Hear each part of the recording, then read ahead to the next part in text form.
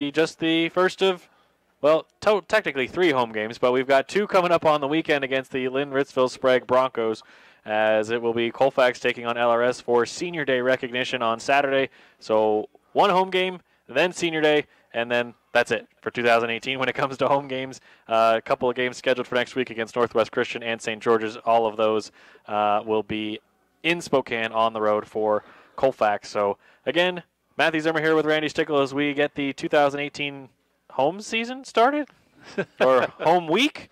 We could call it that, too. That would work. Right, exactly. As Colfax finally gets to play on Colfax's field, they've had scheduled home games that have been rescheduled. You know, in a way, almost I want to do count the games in WSU as close to home. They're close enough, right? That's pretty close to home, just the southern suburbs of Colfax. And definitely the field was nice there. They've always been good to us over at WSU. We did get 3 games in there, but that was the best we could get. As we didn't have one too much farther away in Colton yesterday, although I got to say, not only is it good to be here, but already this has got to be by far the best weather, the most sunshine we've seen this year. And, of course, it's a game that we are housed in the fantastic building here at Colfax. I'll take it. Obviously, we're happy with the weather being cooperative with us. And but we, of course, yes, beautiful weather. Sun is out. Splotchy clouds, not a lot of clouds in the sky, but they are white and nice instead of dark and gray and gloomy. So that is definitely nicer for us. Colfax about to take on Pomeroy. We're going to recap quickly what happened against Colton yesterday, and then we'll dive into Pomeroy and the matchup between the Bulldogs and the Pirates. So thanks so much for tuning in. Again, the Bulldogs of baseball here on AM 840, while the Colfax softball team is over on AM 1450 KCLX. So in case you're looking for softball and you're going, where are they? They are on our normal hum on 1450, and, of course, the Colfax baseball team will be right here on AM 840 The Max. It's 1 varsity game and then 1 JV game. We are carrying the varsity action, of course, today before we get to Mariner baseball coming up at 6 o'clock. All right, we'll be right back as we take our first break for Colfax baseball pregame, and we'll be back to talk about the Pomeroy Pirates and the matchup with the Bulldogs here next on AM 840 KMAX and also online at listentothegame.com. I am here. Perfect. Okay, I wanted to make sure. I wasn't sure if you heard me or not. Let's do 3 minutes. 3 minutes. Perfect.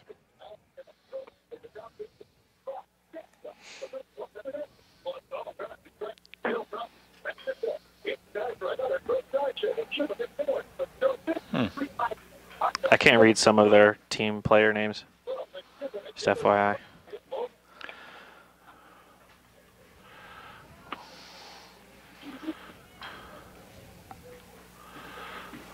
Pitching. First.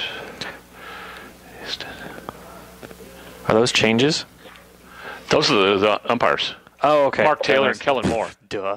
I was like, wait a minute. Mark Taylor, I know he's from Pomeroy, but I mean, I don't think he's eligible anymore. All right, keep writing. Are you irritated with me or what? I'm not irritated with you. That was funny. Mark Taylor and Kellen Moore. I recognize Kellen's name. Did you need... What did you write for... Oh, you haven't finished them. He took it. I'm not getting very far here. How would you say their right fielder's name? He's 8th in the order. I thought it looked like Ruche. Okay. Oh no! Oh no, not Ruche. Ruchelt? No. Ruchelt. I'm gonna stop guessing. That'll help you. Because I know this. This is actually a familiar name. Nope. The T is, you pronounce the T. Rugert. Rugert? How the heck did you get that? R-U, I don't know. It's R-U. C-H-E-L-T, it looks like. Rugert? It's, I'll trust you. If we get calls, I'm telling him to call for Stickle. Go ahead. Rugert. Okay. I'll take That's that. close. Just because...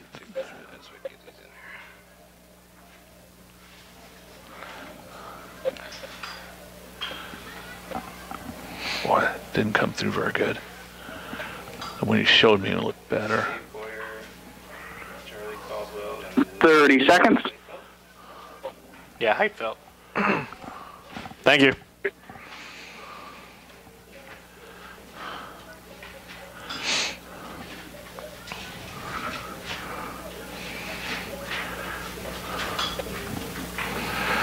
Maves Wagler.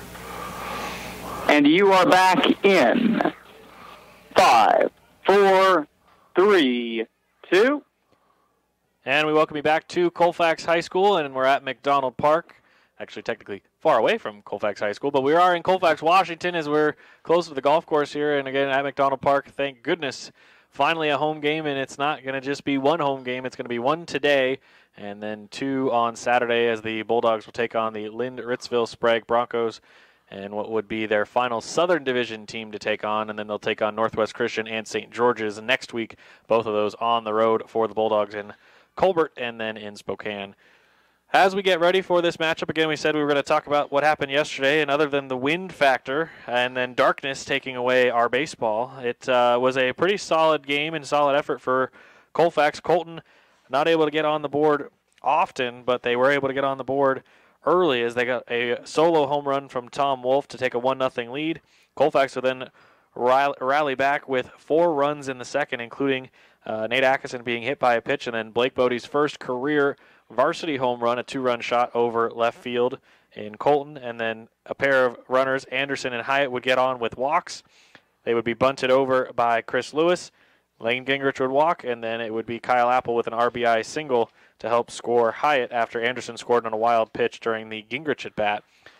Colfax would then take that 4-1 lead and hold on to it until it got to the 5th inning, when they would add to it, making it 7-1. They would add it to it in the 3rd, make it 5-1. Then in the 5th, 7-1. In the bottom half of the 5th, Colton would get their final 2 runs on the board, runs 2 and 3, and then Colfax would add 3 runs in the 6th, and the game would end in the 6th after Kellen Becker struck out. I didn't realize this at the time, but I was reading some of the recaps, and I forgot that it had been Kellen Becker didn't just strike out 5 batters. He struck out all 5 guys that he saw. So it was all 5 of the batters he saw. He saw 2 in the 5th inning, and he struck them out. And then he saw 3 in the 6th and struck them out, all 3 of those guys. So I hadn't realized it until I really went back and looked at it. And so Kellen Becker, an inning in 2/3, and he strikes out all 5 batters that he faced. Yeah. Anyway, nevertheless, did he walk 2? Well, I should say all 5 that he faced for outs. All 5 of the outs that he got were strikeouts. All the outs were strikeouts. You are okay. Now I'm a little less confused. I start off confused, and sometimes I go a little bit deeper into that area. But did a great job. Came in and did a great job, and that's one thing we've talked a lot about. We've talked a lot about the development of the bottom of the bench bat-wise. We've talked a lot about development of the pitching, getting it deeper. We've had some solid starting pitchers, a lot at the top of the order, good in a lot of small teams, but that part of it has been one of the things that Colfax has been emphasizing this year, is getting those parts of the team better.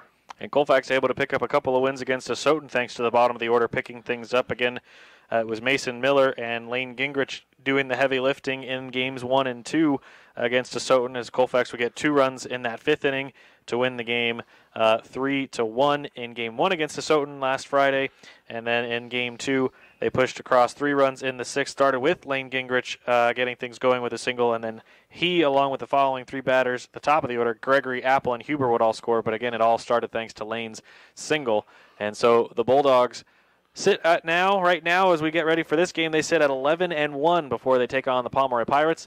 We'll take one more break, and when we come back, we'll give you the starting lineups as we get ready for Colfax baseball here at home as they take on the Pirates for a single game in Colfax varsity action. And we'll be right back here on AM 840 KMAX and also online at listentothegame.com. I'm here. Let's do 2 minutes this time. 2 minutes. Thanks.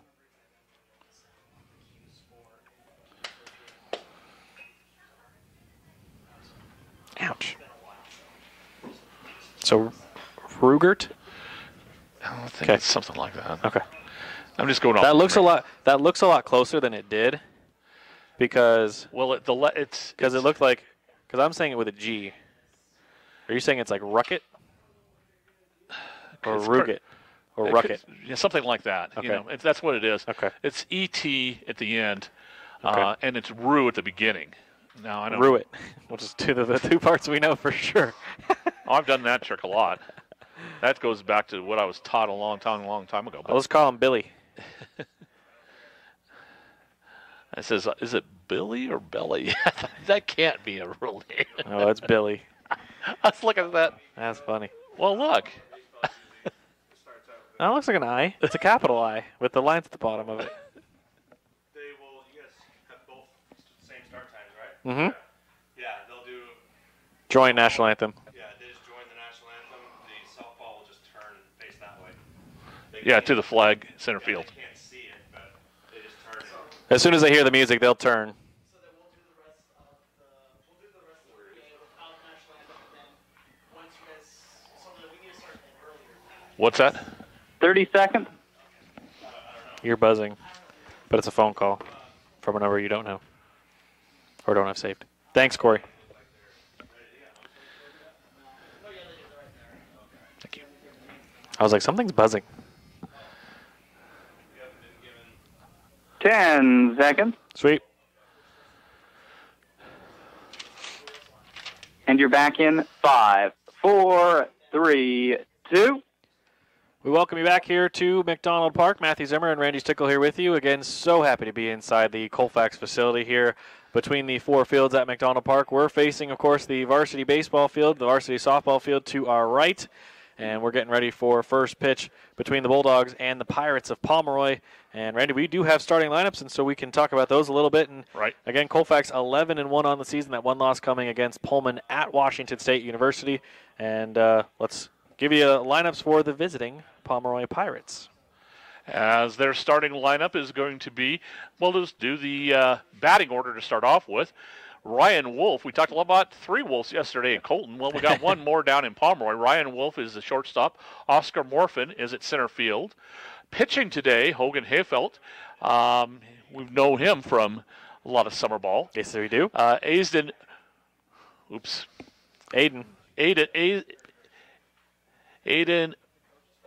I have it as Berglund. Berglund, I am sorry. All good. Berglund will be at first base.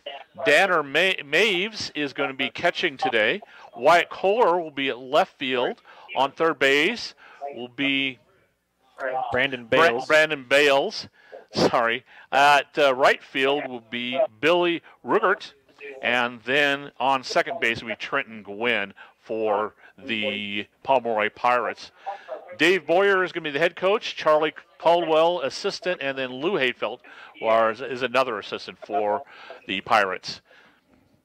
For your Colfax Bulldogs, we know that starting lineup almost by heart at this point. Yeah, I almost was going to. Your starting lineup will be like this. Your starting 9 in the order are Cal Gregory, your catcher, followed by Kyle Apple, the third baseman, batting second. Parker Huber will bat third. Nate Atkinson batting cleanup from first base. Fifth in the order will be Blake Bodie, the right fielder. Designated hitter Mason Miller will bat sixth. Batting seventh will be the center fielder Kieran Anderson. Out in left field will be Kellen Becker. And batting ninth will be your second baseman, Evan Henning. Your starting pitcher and not batting in the order, at least to start the game, will be Lane Gingrich. Again, your starting pitcher for your Colfax Bulldogs. So Lane getting the start here today after Kyle got the start yesterday. And we assume we'll see at least another couple of outings out of Parker Huber and Cal Gregory, but they getting ready for matchups with other league opponents still. So in Colfax also, we mentioned this before, trying to build up that bullpen and build up the reservoir of possible pitchers should they make a run in the state playoffs, because we talked about it before last year and going into last year, wanting to build that pitching staff, and you need it when you get to state, and we saw that firsthand, and I hadn't experienced it yet, and then I saw it, and it certainly helped to have an experienced pitching staff going into that couple of games, and if your starter can't go the whole distance, which they got lucky with Danny Robinson in Game 1, and then Parker Huber was fantastic in Game 2 with Cal coming in to close the game, but if they had needed 4 or 5 guys, they had them just in case, but they didn't need them. Well, I think of every time I've been to the state tournament where Colfax has won the state tournament, they've been deep on pitchers. So I don't think that's by any measure an accident. And Mike Parrish, who we saw up here a little bit ago. It's nice to see Mike. Yeah, it's good to see him. And then, of course, Scotty Parrish, well, he knows those principles. He was part of the program. He's been part of the program as a player and as also a coach. And both these two teams have a lot of tradition behind them. You talked about the state tournament last year. Yes. Colfax ended up getting first. Yes, for the 2Bs. And for the 1Bs, Pomeroy Pirates. That's right. Not only did they get that on the boys' side of things, they did that in softball also. As I don't remember who they played in softball for second place, but I know that Pomeroy played ACH in the championship game in Centralia for baseball. So We happen to be there. we were there. And I got to say, night and day difference between weather, by the way. Yes. Yep. From yesterday to today, and And from last year. yeah, true enough. That was a hot state tournament. That was a scorcher for sure, and you and I were even inside of one of the boxes that they had up there, and we still almost melted. But Almost. I think I did a little soggy. happy to be here in Colfax and Exactly. McDonald Park. As always, we love coming to McDonald Park, and we're sad that it's only going to be for 2 trips in terms of 1 game here against Pomeroy and then 2 against Lind Ritzville Sprague as we get ready for first pitch. Again, the Bulldogs getting ready to face off with the Pomeroy Pirates. It was scheduled to be a doubleheader yesterday against Pomeroy. However, due to the weather conditions and the field conditions, that was changed to a single game with the Colton Wildcats. And so now it is going to be a single game with the Pomeroy Pirates. Of course, we've also been trying to get more JV games in there for the Colfax baseball team. So with JV trying to get some more games in, it will be Pomeroy JV also taking on Colfax. Unfortunately, we will not be bringing you JV action, but if you wanted to come by and watch it, you will get to see JV baseball take on Exactly. Pomeroy as well. We're getting ready for first pitch, and we're also going to have our national anthem. So we are just going to be staying here just until we get up to the national anthem. They're going to be announcing the starting lineups for both sides. We did so already, and again, we'll give you the defensive assignments when each team goes out on the defensive side. Colfax, being the home team, of course, will be on defense first, and Pomeroy will be batting first. We do have your umpires for today's game, and I'll hand that off to Randy as we've got our bases umpire and our home plate umpire. Mark Taylor and Kellen Moore. We don't know. Well, Mark is going to be in the field. Out in the field, and it looks like Kellen, as we do see them now, Kellen Moore will be behind the plate.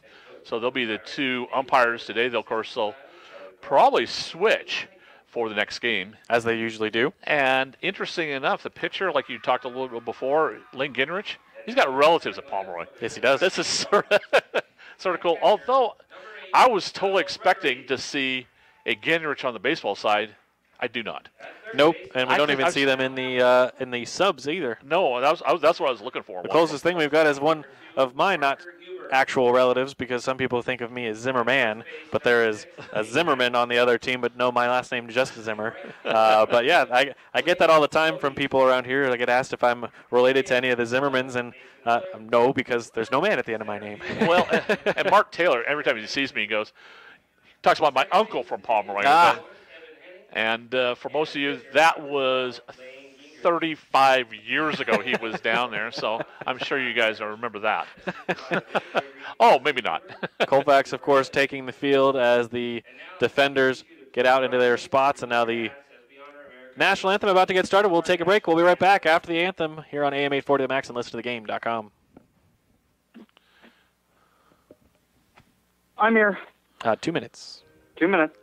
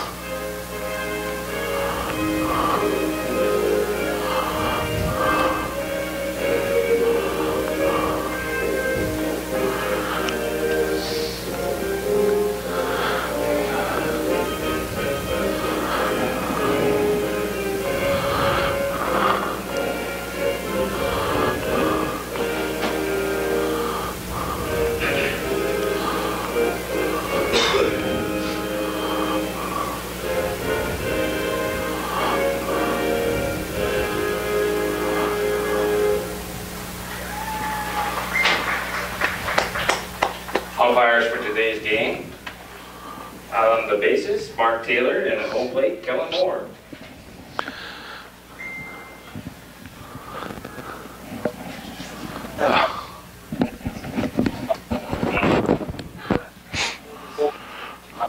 30 seconds. Thank you.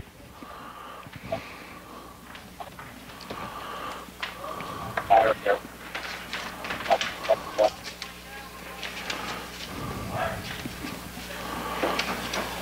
right. Am I ready? Yes.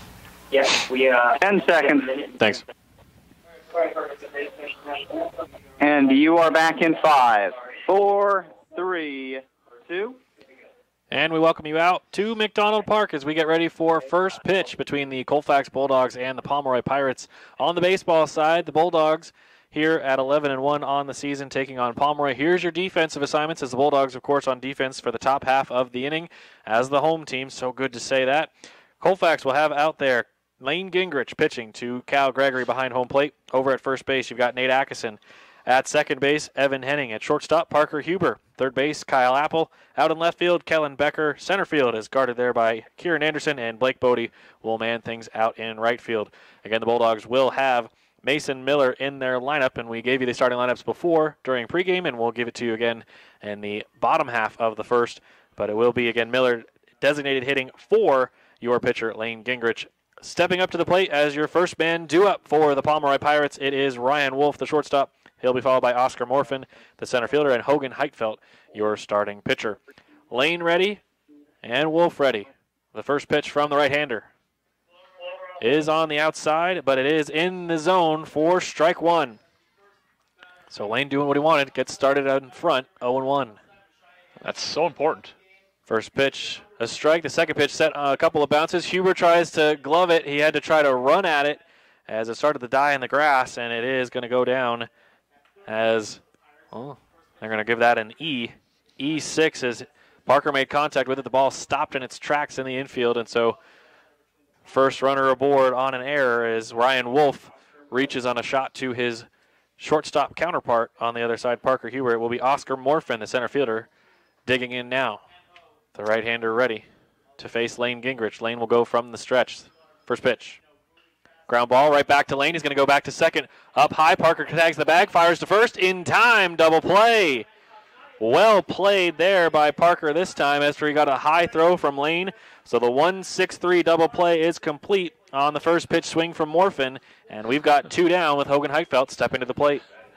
Boy, that was an excellent double play. We saw a couple of those recently. We've seen them a little more in the last few games. But very good job as they corrected the mistake that was made earlier. Indeed they did. Two down with Hogan Heitfeld, the pitcher, stepping in. Hogan will face ball one from Lane as that one goes low and outside. Again, don't forget, Colfax softball over on 1450 KCLX with their doubleheader against Pomeroy. Of course, we're here for a single game against the Pirates. Heitfeld watches and takes strike one on the outside corner. A ball and a strike. Gingrich from the line, wind up the pitch.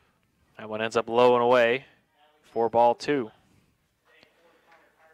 2 balls and a strike to the number 3 hitter. Again, the starting pitcher, Hogan Heitfeld. 2-1.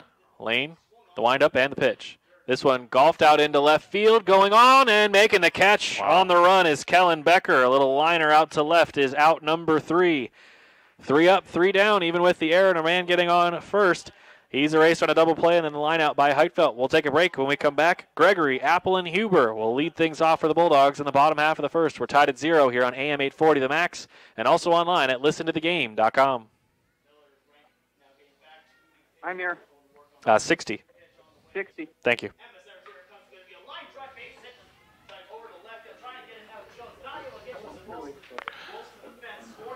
I just generally do it when it depends if it gets really exciting. I was wondering what there's no official pass. Yeah. I just really do it if it gets exciting. 30 seconds. Thank you.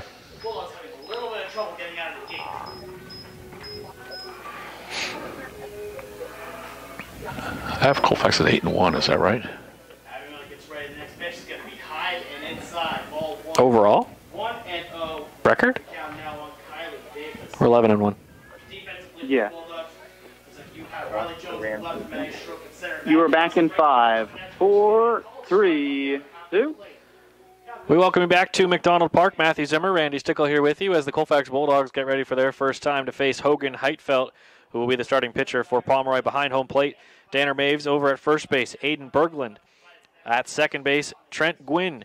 At shortstop, Ryan Wolf. Third base, guarded by Brandon Bales. Out in left field, Wyatt Keller. I don't know if I had that right or not earlier. I think you said a different way, but...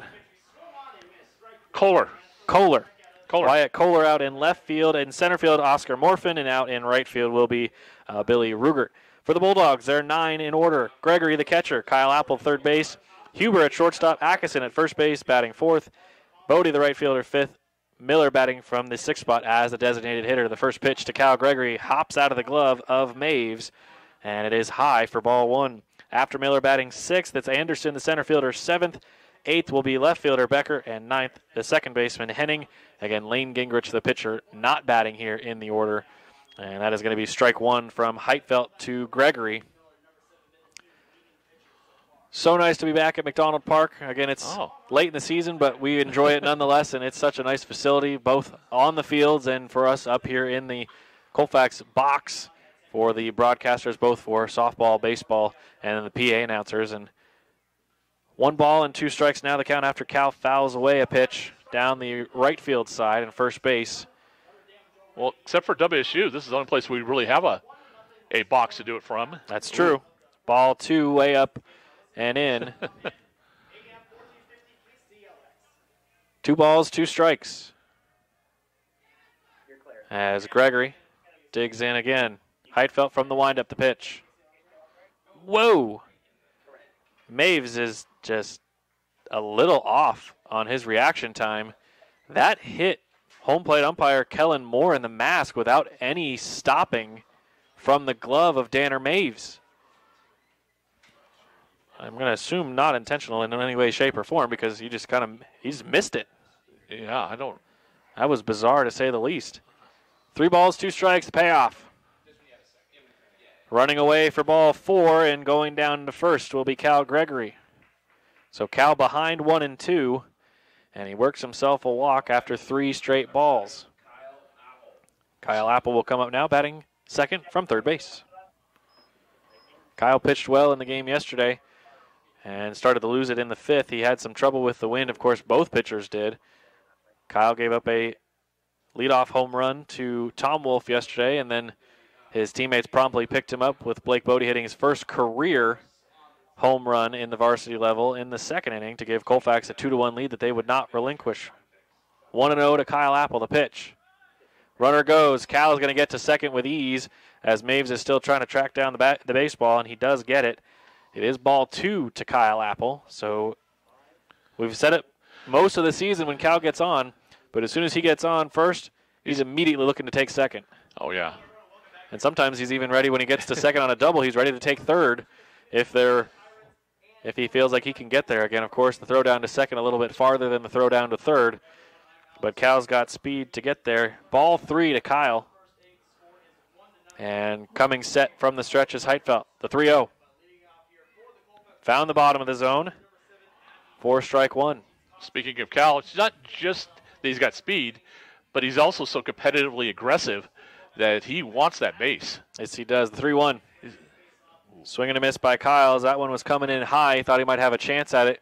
It was coming in slowly, though, compared to the other pitches Heitfeld has thrown. It ended up on the outside corner. 3-2. Another full count and a payoff pitch is going to be just fouled off. Hit the bottom of the bat from Apple, and he is able to stay alive. Can't quite tell. I believe, though, we've got a changeup from normally. Wayne Gregory is your third base coach as Kyle Apple swings and misses, and he flips the bat back to himself for the first strikeout of the game. Is out number 1 here in the bottom of the first. And I can't quite tell who's down at first. Connor Stewart. Connor Stewart. Well, all right. So Scotty Parrish staying in the dugout. And I see Dad Mike has returned. He said he would, and he is back in his Colfax Bulldogs sweatshirt. Gregory down at second, Huber at the plate, and Parker takes a first pitch strike. The first one from Hogan Heitfeld today comes in the third batter. And so Heitfeld ahead for the first time since being ahead of Cal 1-2. The 0-1 pitch from Heitfeld. Throw back to third. Cal got there safely. Ooh, tough call. Pomeroy's third baseman, Brandon Bales, giving his best lawyer argument and not getting the response he wanted, as Cal is safe at third with another stolen base. So Cal now at third base trying to score. Parker behind 0-2. And Heitfeld comes set from the stretch, the 0-2 pitch. Parker floats it away. I don't know if it ended up in the softball field or not, but it ended up going that direction. Went towards the dugout for Pomeroy, actually, and they've thrown it back in. So another baseball back out there. I don't know if it's a new one or a different one, but they have now 2 balls for the home plate umpire, one that will be in play and one that he's got in his pocket now. No balls, 2 strikes still against Parker. Runner on is Cal Gregory over at third, the 0-2.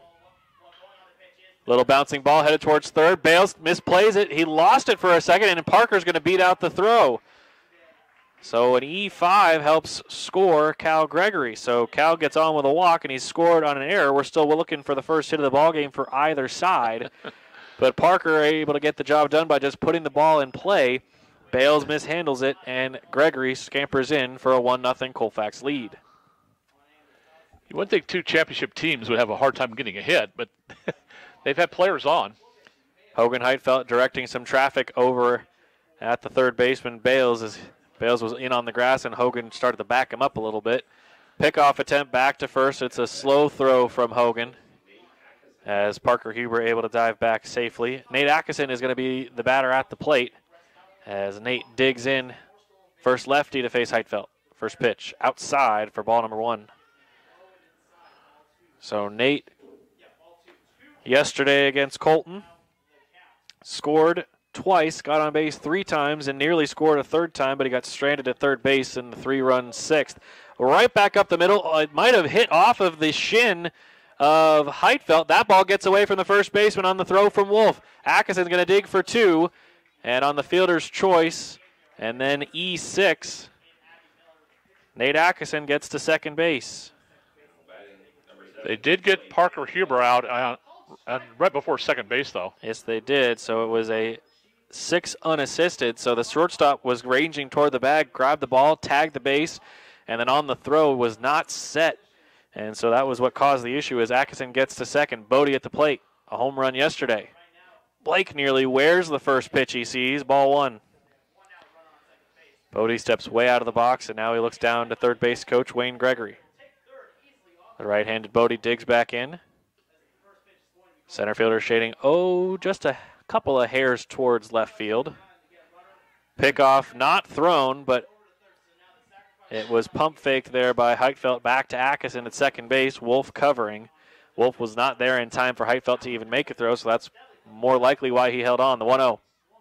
Bouncing in there, stopping at the feet of Maves as he is having some trouble behind home plate.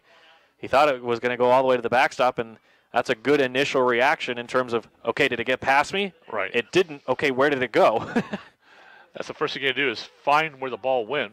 We've seen that have trouble here, especially McDonald, just because of the amount of area behind the batter's box. The 2-0 is going to hit Bodie right in the middle of the number 7 on his back, and it will be a hit by a pitch that sends Blake Bodie jogging down to first. Colfax wearing their gold jerseys today, blue letters and numbers on the front and back. It's Colfax in cursive across the front. Pomeroy wearing a little off-white type of gray jersey. Pomeroy across the front. Colfax going with their white pants with gold socks. First pitch to your designated hitter, Mason Miller, is in the dirt for ball 1. 1-0 Colfax. Scored again off of Cal Gregory's efforts to steal second and third. Fouled off there by Miller. And then brought in by Parker Huber, reaching as the third baseman struggled to get the ball. And Cal is across 1-0 with no hits on the board for either team. Atkinson takes his lead at second, Bodie at first. The pitch to Miller. Mason couldn't hold himself up as he does go around enough for strike 2. He tried to check his swing and got about halfway out, and then just a tick more, and then he had committed to it. Yeah, he was leaning into it and lost his balance just a little tiny bit. Oh, and the 0-2 gets him looking. Mason not happy with the call, but he will head back to the dugout, and the Bulldogs will head back out on defense. When we come back, it's the middle of the order. Aiden Berglund will lead things off for Pomeroy when we come back on AM 840 The Max, and also online at listentothegame.com. I'm here. 60. 60. Thank you.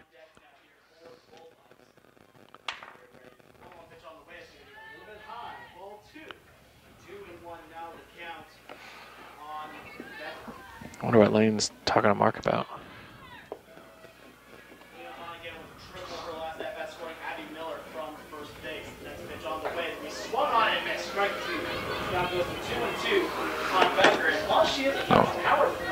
No idea. 30. Thanks. Again, does not strike out very often. In fact, almost every bat that we see, she puts the ball in play in some way. As the 2-2 pitch on the way is going to be high for a ball. 3-2 as the count runs full now on the catcher, Chelsea Becker. Becker also a little more than a week ago signed to go and play for Aurora University. The next pitch is going to be a ground ball hit right to the shortstop. Throws it across the diamond for the out, but that's going to go down as a sacrifice. As 30 seconds. From third base. Thank you. As now the Bulldogs take the lead 2-1 here in the bottom of the first inning. The score from third on the play as Becker grounds out 6-3 with an RBI. Is that not working over there? No. And now This is the cable that plugged in there. third baseman Greta Geyer. Yeah, different one? Geyer Yeah, also this have a speaker line on top. out from the right side. You're back in 5, 4, 3, 2.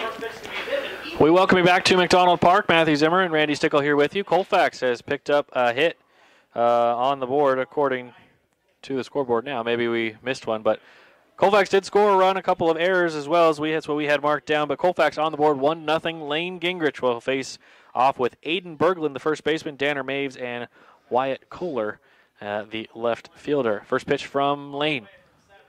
That one is golfed high up into the air. Going back is Nate. Coming in is Blake, and Atkinson calls off Bodie. And that is out number 1. Good job by Atkinson and Bodie to communicate between their first base and right field, respectively, positions. We've seen that be a problem area just in that communication factor. In fact, that just happened the other day. And they were able to take care of business, no problem. First pitch of the inning is an out. Danner Maves, the catcher, will now stand in to face off with Lane. First pitch is up and in for ball number 1. Maves had some trouble behind the plate in the first inning. He's able to clean things up near the end. The 1-0. On the ground, headed towards second. Up with the ball is Henning. Evan fires to first and in time to Atkinson for out number 2.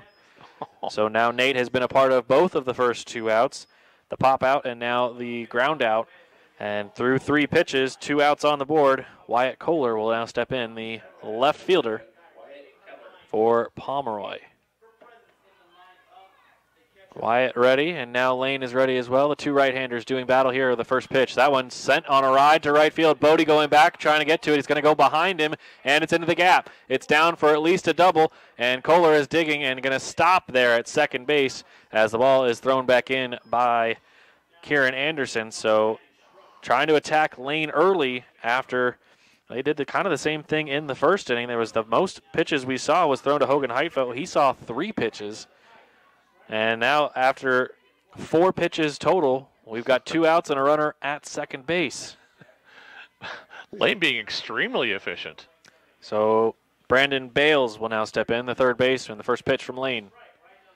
Swing and a miss. So again, Pomeroy going with the first pitch, swings at least. And this one ends up as a strike. 0-1 as Lane goes from the stretch. Keeps checking back at second, the pitch. Low and away for ball 1.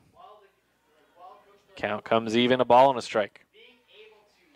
Lane's pitched one other time this season as a starting role and did pretty well in that. The 1-1 pitch.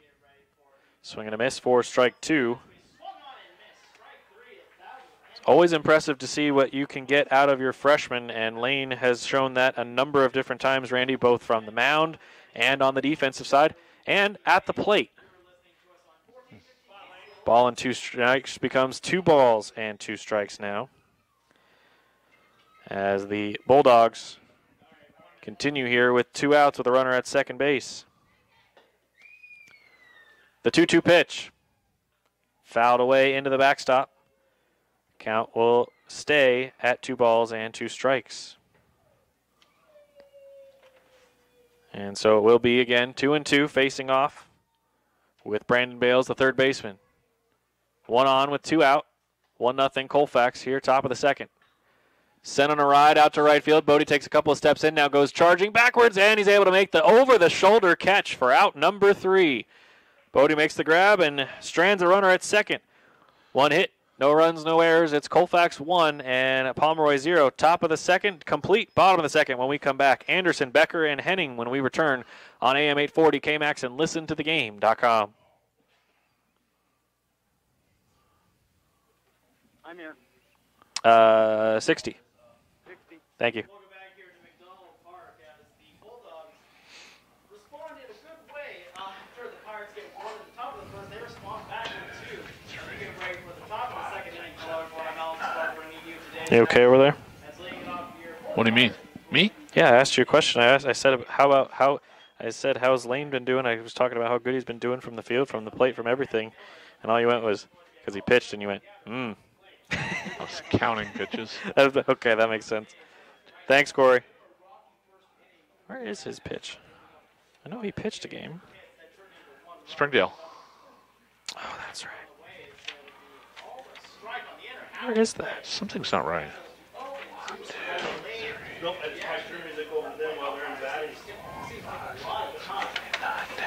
All right, 10. Okay. 3, 2. And we welcome you back here as the Colfax Bulldogs take on the Pomeroy Pirates. We're at McDonald Park for the first true home game of 2018. 7, 8, and 9 will bat for Colfax. That's Anderson, the center fielder, Becker, your left fielder, and Henning, the second baseman. Ground ball on the first pitch. Heitfeld hits it. It's going to end up at the shortstop. Wolf digging for 1 and safe at the bag. Kieran Anderson. Kieran able to erase it out. A really good effort there by Ryan Wolf, but the smack off the glove of Hogan Heitfeld might have been just enough to slow the ball down to get Kieran safe and sound at first base. Slowed it down, and that kind of changed the angle just a little bit, but yeah, it got Kieran on and didn't beat it by much. Good fielding, but even better running by Kieran to get on first. That long stride comes into play. Yes, indeed it did. The first pitch to Kellen Becker. He swings and misses over the top. Kellen, fantastic yesterday. Again, did face more than just 5 batters, but the 5 batters that he was able to get out, all on strikeouts. Impressive work in relief after he came in a bases-loaded situation, had 1 wild pitch, and then was able to clean it up the rest of the way. And not allow another run to score, as Colfax would win the game by the score again of 10-3. It's 1-0 Bulldogs here against Pomeroy, and a 1-1 count to Kellen Becker. The pitch from Heitfeld. Kellen swings and misses for strike 2. Hogan, seeing that Becker was biting and trying to get ready for the fastball, he swung at the first pitch that was a breaking ball, and he swung at the second one as well. So Heitfeld will see if he goes back to it or if he goes back to the fastball. The 1-2. Got it on the ground towards second. Wolf trying to get up with the ball over to second. He gets it there and back to first. It's going to get away again. Tough throw and tough play for the first baseman. Becker's going to reach to second on another fielder's choice that goes awry. This time an E4 gets Kellen all the way to second base as Gwynn tried to throw before he was set. He reaches on the fielder's choice and then gets all the way to second on the E4. And Anderson is retired on the 6-4 flip from shortstop to second base. So it ends up being almost a wash. 1 out either way and a runner at second base. Exactly. First pitch to Evan Henning was up high for ball number 1. So it will be Henning checking back over at third base coach. And I think they switched again. I think Wayne's now down at first. He is, and that's... They put Scott. Is Scott out at third, or is that Connor again?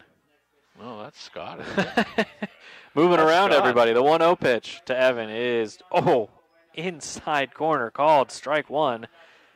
That one was close for Evan, and he will dig back in. Henning ready, Hyatt ready. The pitch. Heitfeld, I should say, ready. And that one misses. That one looked like more of a strike than the last one did. I agreed. 2 balls and a strike. Nonetheless, the count's at 2-1. Becker's down at second. There's one down. The pitch. That one grounded right towards Ryan Wolf, and he boots it. It's going to end up in right center field. Becker's given the wave around by Parrish. Coming in to score, Kellen is going to score with ease. And after the ball booted by Ryan Wolf, it ends up in the outfield. Becker scores run number 2, and that will be an E6 as Henning gets on. And unfortunately, because of the error, denied the RBI. But because he put the ball in play, we know Evan is at least responsible for the run getting put on the board. Yep, exactly. I don't know if they use a different symbol for that. That unfortunately does not go in the box score. Run REI? Run errored in? Run errored in? Oh, actually, that's the name of a company. I can't use it. That's Kyle Gregory is at the plate. He just watched and took strike 1.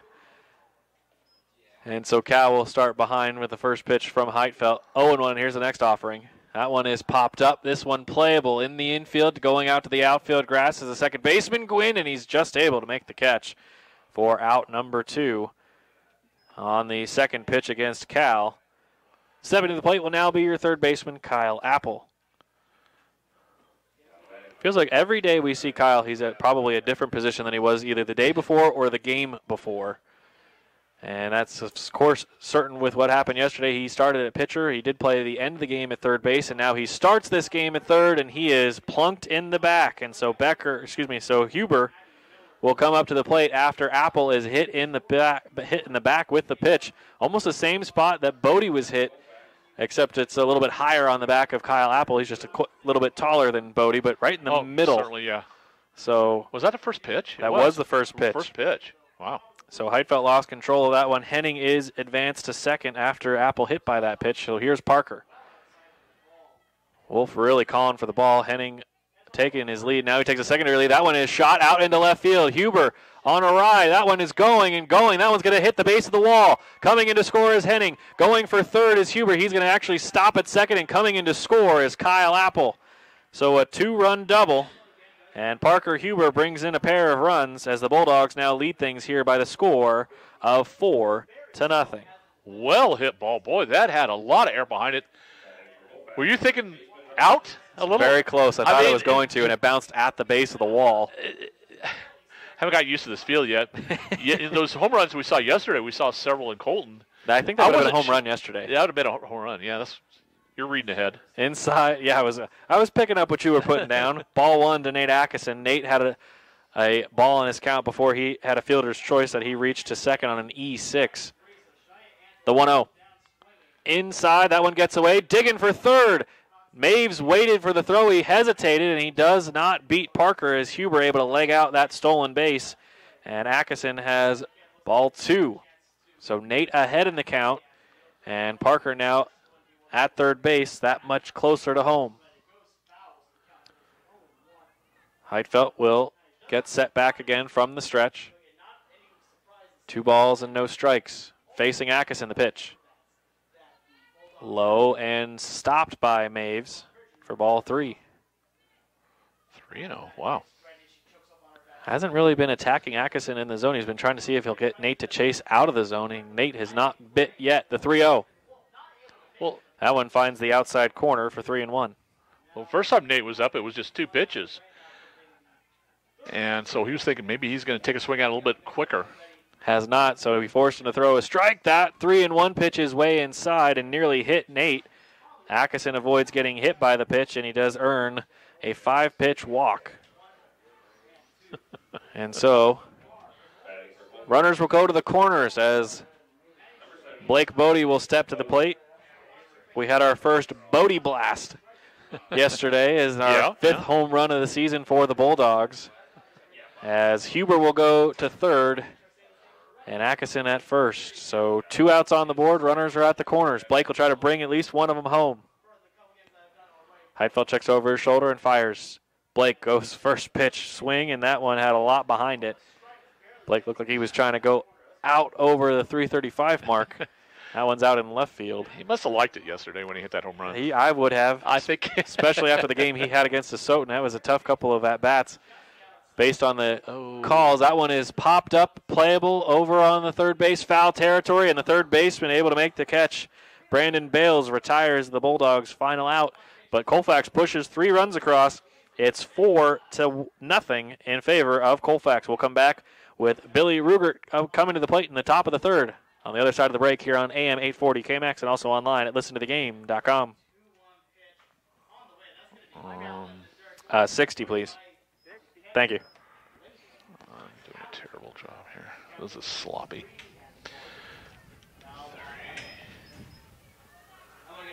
It's been having a few struggles at the plate, but it has seen at least a little bit of success. As the 3-1 pitch on the way, he swung on it, strike 2. As the count runs for 2 outs. On deck for the Bulldogs, top of the order in the pitcher out of the Miller. And after giving him 2 runs, power to really more than just 1, 2, 3 innings. Thank you. One, we score 1. Then you go inning plus 1, it'll take you right to it. Bulldogs, that's The second inning, so they score 0.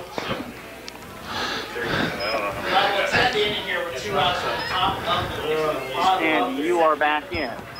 5, 4, 3, 2. And we welcome you back to McDonald Park. Matthew Zimmer, Randy Stickle here with you as Lane Gingrich will continue starting with the third inning. Number 8 in the order, Billy Ruger, your right fielder for Pomeroy. As Lane comes set. First pitch from the windup is cut on. And couldn't tell if he foul tipped it, but it ends up as a strike. Right. And so Ruger will be behind 0-1. So far, Lane has only faced 1 above the minimum. It was a double by Kohler. Put that runner at second base, and then again, Ruger will be now even, a ball and a strike. So with 1-1, Gingrich ready. Here comes the pitch. That one hits for strike 2. Good pitch by Lane on the inside corner. And he gets back ahead of the right fielder. A ball and 2 strikes. Here comes the pitch. Swing and a foul tip off the end of the glove. Oh, I missed the of foul. Cal Gregory. And I did as well, but home plate umpire says foul ball. So Ruger keeps himself alive, and it moves to 1-2. Lane ready from the windup. The pitch. In the dirt for ball 2. 2 balls, 2 strikes. Lane ready. The right-hander to deliver to the right-handed Ruger. The pitch. Inside. Ball 3. That one was close. Couple of close misses here. Certainly closer than some of the ones we saw yesterday that were called for strikes. That one looked like a strike right there, but called ball 3. 3-2. Lane ready from the pitch, from the windup. There's the strike 3 called outside corner. Starts the inning off with a strikeout looking, the first of the day for Lane as he gets his first K here in the third. Number 9 in the order, batting from second base, Trent Gwynn. And the first pitch. He's going to send this one on a ride out into left center field. Becker on the run. No, he's going to run in front of it, and it's going to be Anderson who's going to come get it. Kellen overran it. That ball coming into second. Henning nearly had a chance to tag, and that ball just gets out of his glove. But a double from Trent Gwynn to the bottom of the order. Getting a double here for Pomeroy as the top of the order comes back to the plate. Ryan Wolf, the shortstop, he reached on an error as we saw it against Parker Huber. And Wolf would be stranded at first for a bit, but then he would be doubled up on the double play ball by Oscar Morfin. So 1 on with 1 out and a 4-1 Colfax lead. Lane fires the first pitch. That one's sent on a ride towards right field. Bodie's going to have to go back. That one is going to go over his head. Coming to third, looking to score will be Gwynn. He is going to come to the plate. Fired by Huber. Parker with the tag from Cal. Got him! Wow. What a throw by Cal. Or excuse me, what a tag by Cal after the throws by Bodie and Parker Huber. Huber saw the runner getting into second, and he immediately fired to home after he saw Gwynn start to run for home. Parker, his arm strength from pitching certainly helped with that, but that was all Parker Huber arm strength on that relay after Bodie got it in. Coach is going to have a little discussion. He's going to come out there and say, did we see what we saw, or what's going on here? So 9-6-2 is out number 2. Ryan Wolf does get a base hit. He'll get a single, and he gets to second. Well, it's hard to not give him a double, actually, now that I think about it. What do you think, Randy? I was going to ask that same question. Because he did get to second pretty quickly, but he got to second. I'm going to say, actually, you know what? I'm going to change it. He got to second on the throw from Bodie to Parker. Yeah. He was already at second when Parker made his decision to throw home. So I'm going to go with a double. You're going to go with a double? I think he was past Parker when Parker caught the ball. We'll agree. And then threw it home. What a tag by Cal. And what a job by the two throwers again. Bodie from right and Huber from the second base side of second base as your shortstop. But fantastically done on that one. Kind of a pinpoint throw. You have to be in the right spot. You can't be behind home plate or anything to still make that tag. Absolutely right. The first pitch is going to be ball one to Oscar Morphin. He went first pitch swing and grounded out to a double play back to Lane. It was a 1-6-3 double play, so ball one. Lane ready from the stretch. The 1-0 on the way. On the inside corner. Strike one called. Perfect pitch placed by Lane, so a ball and a strike. 2 outs on the board after the 9-6-2 and the strikeout. Right. 1-1. The pitch. Just missing the bottom of the zone. Ball 2. Lane had a 1-2-3 inning in the first, a 4-batter inning in the second, and right now in the midst of a 4-batter inning. If he can get out the man at the plate right now, Oscar Morphin, he misses the third time for ball 3. So 3 balls and a strike with 1 on at second base with 2 outs. The pitch from Lane. Fouled off. It hit off home plate, then off of Cal, and trickled into the field of play. That will fill the count at 3 balls and 2 strikes. 2 outs on the board. Lane trying to wrap up the top of the third. Colfax leading 4-0. Lane set. The payoff. Swing and a miss. Cal caught it. Might have foul tipped it, but regardless, it's the second strikeout of the inning and the third out of the inning. So we'll take a break, and when we come back, Colfax, bottom of the third, will be led off by Mason Miller, your designated hitter. We'll be right back here on AM 840 KMAX and also online at listentothegame.com. 60. I'm here. 60. Hang on a second. Okay. Okay, go ahead. 60. Okay, sorry, I'm monitoring the other game, and that one is so much louder. Yeah, he is. I can't hear it in queue. You're good. You got Pomeroy with 1 run, don't you? No, they didn't score. He threw him out. That's a cross out. You crossed that out. Oh. 30 That's seconds. Goober. Thank you. Got it. I was like, he didn't even come up in the second inning. Oh, man. Hit me in the side of the head. That was too early this morning, I guess. I don't know. Well, whatever. All right. No more excuses. Did you hit yourself in the head this morning? No. 5, No. 3, Just life. 2. Welcome back here to McDonald Park. Matthew Zimmer, Randy Stickle here with you as the Colfax Bulldogs will be back on the offensive side here for the bottom of the third inning. Led off by the number 6 hitter in the order, Mason Miller, your designated hitter. Again, he's batting for Lane Gingrich. 7th in the order, and up after Mason will be Kieran Anderson, your center fielder, and then Kellen Becker batting from left field in the number 8 spot. Those are your 3 due up.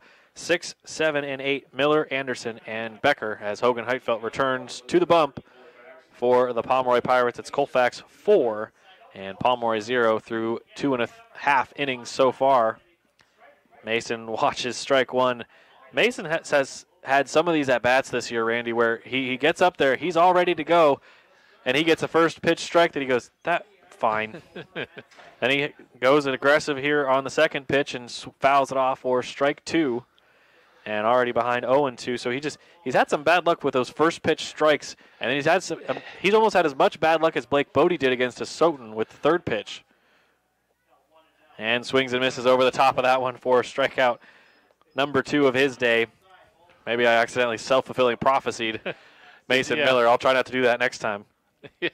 Kieran Anderson will come up now. Kieran reached on a single, but then was thrown out on the first half of a double play attempt. But it was Becker able to leg out the double play. And also, first pitch nearly clipped Kieran in the elbow. There are certain places in baseball that you don't want to get hit. And I feel like elbow and hand are the two top ones that you really just don't want to have to wear. You'll take one in the back if you have to. Well, any joint where you don't have any protection, whether it's whether it's straight in the hip, on the elbows, right in the point of the shoulder, right in the knee, those are all points that are bad. As we discuss a lot of injuries, it's kind of a... Kieran now ahead, 2 balls and a strike, as he did commit on one of the pitches just enough on his check swing, the windup and the pitch from Hogan. That one a half-hearted follow-through by Kieran as he realized it was going to be outside as he was basically 3/4 of the way through the swing and then went, no, I don't want to do that. That's that indecisive moments that hurt batters. The 2-2 is nearly going to hit him again, but it curve balls away for another breaking ball from Heitfeld. It's 3-2. I was looking at that elbow shot again. Yeah, got really nervous. Full count payoff pitch. Ground ball headed towards first. No one covering first, trying to race. There is Heitfeld. Kieran beats it out. A second straight infield single for Kieran Anderson. He beat out one that was thrown over to first, and he beats this one out after the first baseman trying to cover Berglund, and then Heitfeld had to come over from the mound. Berglund flipped it over to Heitfeld, and I could see it. It went Anderson foot, Heitfeld foot, so Kieran's safe, no problem. We didn't need instant replay on that one? No, we did not. I agree with you. But I got to give a 2 thumbs up here to Kieran, just beating out 2 close plays at first. Amen to that. Kellen Becker gets called looking at a strike 1. It looked like it was on the outside in the other box, but nonetheless, Kellen finds himself behind 0-1 the pitch.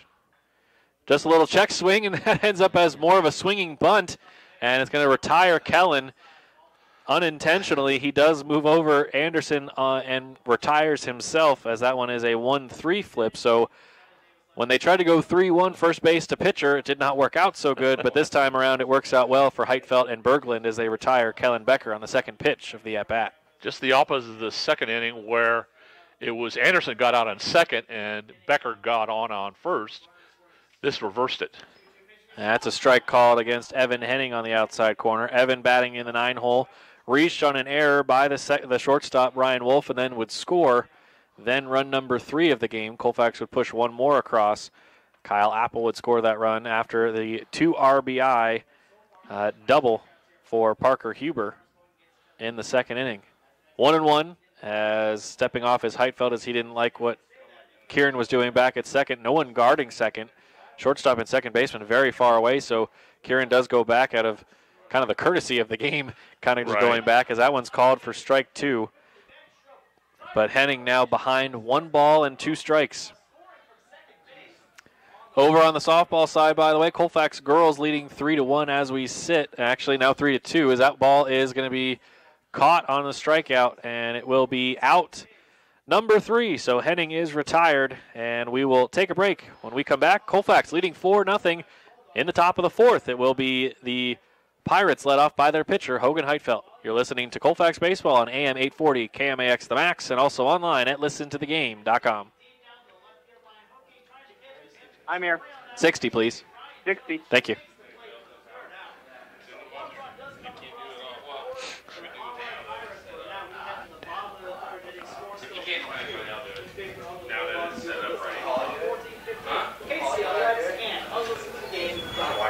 You're hooked up to both. You're bailing on us already? Who's that? Jeff Davies. Oh. You're bailing? That makes sense.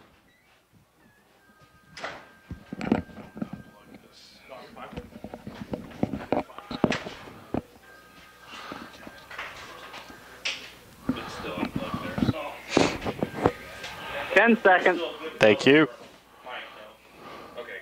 And you are back in 5, 4, 3, 2. We welcome you back here to McDonald Park. Man, that sounds good to say. Matthew Zimmer here with Randy Stickle as the Bulldogs of Colfax lead this home game 4-0, as the Pomeroy Pirates will send 3, 4, and 5 to the plate. Hogan Heitfeld, your starting pitcher, at the dish right now. Ball inside misses, and Cal just not able to hold on to it for ball number 1. So again, 3, 4, 5. So Heitfeld, first man up for Pomeroy. Berglund up next, and then Maves, the catcher, up third in the order. And that one misses. Ball 2. Hogan lined out to Kellen Becker, who had to make a running grab at it. It was one of the more impressive catches we've seen this season from a Bulldogs outfielder. As I say that, that's a shot over the head and just over. That would have been really impressive from Kieran. He's going to try to get the ball back in. Heitfeld's digging for 2, and he is going to get there. Hogan legs out a leadoff double here to start the 4th. Well hit ball. Kind of a difficult one to field. Yes, it was. We know Hogan, he's got strength. Sorry, I had to laugh a little bit as Hogan at second base gave a little bit of a cobra after he got on to second base. So he struck like a cobra, and got to second base. Sorry. All right. No. Thank you. I appreciate the oh, that's a liner right to Evan, and Henning is able to make the slow liner grab for out number 1. Kind of hung up in the air, not quite a pop-up, did not go very high, and ended up right in the waiting glove of Evan Henning. He was in perfect position. Yeah, he took one step to the left, and I had to wait for it a long time. He kind of looked at it like, are you going to come here or not? Hogan's standing there going, what happened? So 1 out on the board. First pitch is a ball in there low to Danner Maves, the catcher. Maves grounded out to Evan Henning at second base. His only time up back in the second inning. The 1-0. That one misses the outside corner for ball number 2. 2 balls and no strikes. Again, just 1 out. Aiden Berglund, that out with Hogan Heitfeld standing down at second base after his double over the head of Kieran Anderson at center field. Wow. Lane can't buy a call, as that one apparently inside. Coach Parrish comes from out of the dugout to, well, about 4 or 5 feet out of the dugout. He was way inside, and now he's outside. Wanted to have a conversation with the home plate umpire, at least to get a, where was that? And the home plate umpire says that it was just inside. 3-1 is the count now after the first strike of the at-bat. That next pitch finds it again, 3-2. So Lane battles back. Normally we talk about battling when you're the batter, but right. Lane finds himself behind 3-0 and gets back in it, 3-2. The payoff. Ground ball back to Lane. He snares it, fires to first. It's got to Atkinson. Nate going to go back to third, trying to get Heitfeld. Got him! And Heitfeld is retired on the double play as Kyle Apple put down the tag. Maves on the 1-6. And then it's back to 1-6-5 to get Hogan Heitfeld. Well done by the Bulldog defense. And another 1-2-3 inning aided by a double play. And we'll be right back. Colfax leads things 4-0 as we go to the bottom of the 4th here on AM 840 KMAX and online at listentothegame.com. I'm here. 60, please. 60. Holy cow! No, I think he was safe. I'll tell the live stream. I'll tell the live stream. I think he was safe. I was biting my tongue on that one. I was like, I says, great play. Ooh. Glad I didn't say a thing. I made it not turn out very well, but yeesh. I can't believe Mark called him out. I know I don't have to whisper. Another live stream can hear me. But still. Thank you, Corey. Yikes. I don't know. It was close. What's interesting is that the slide from Hogan actually might have hurt because it sent a cloud of dust up. And then Mark might not have been able to see it. Right away. Okay. I see what you're saying. Oh, I didn't think of that. You are back in 5, 4, 3, 2. And we welcome you back to McDonald Park. Matthew Zimmer and Randy Stickle here with you as the Colfax Bulldogs take on the Pomeroy Pirates. We've got a number of changes as it looks like our right fielder has gone to on the mound as Billy Ruger will come into pitch. And moving to first base is Heitfeld. I do not know, however, who moved out into right field and if that was the only switches that we ended up with. But Rugert is the one on the mound, as far as I can tell, based on the numbers we were provided from Pomeroy. So again, over at first is now Heitfeld. And on the mound is what looks like Rugert. And I'm trying to just pick around the field and see who is where. And with center fielder, Morphin has moved to right field, and so I just can't tell who went out. Now we need to know who went out to center field. Everybody's moving around. You saw Morphin move to right field? I see his number out in right field. Okay. Kind of blocked from the camera here. Yeah, you are.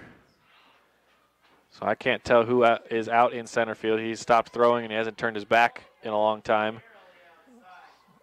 So with that, we're going to just try to give you what we got. So here are the movements. From right field and now pitching will be Billy Rugert. From the pitcher's mound over to first base, Hogan Heitfeld.